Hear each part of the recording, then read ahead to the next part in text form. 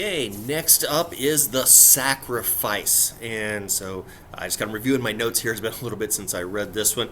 My first thought was wondering if this could be used as kind of a spin off or a continuation for a Return to Lord of the Flies Island type of thing, in that where you've got some of the mystery of stuff that's going on with all that. The island itself, although with it being in the middle of nowhere, it doesn't always completely fit that concept, but in a way, it's kind of a thing in there.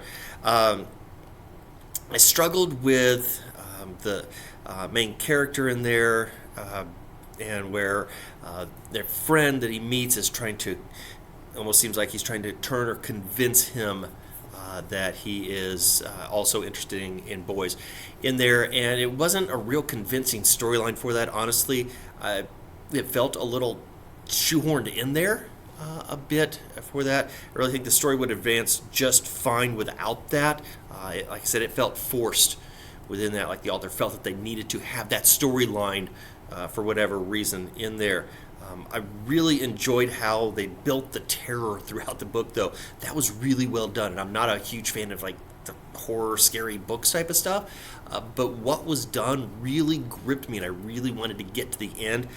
And then I really liked how they had some unique local mythology that was tied into this instead of the general mythology that we all know about, whether it's Percy Jackson or things like that, and we hear about those in Greek and Roman mythology and stuff.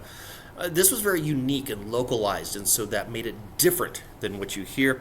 And I did think that, I guess how they revealed that at the end was pretty cool too. I did some other reviews and checks about it. It said there's some interesting parallels to a 1986 film from Sweden with the same title. So I'm not sure of the uniqueness of that book itself, but I did enjoy what it did as a story.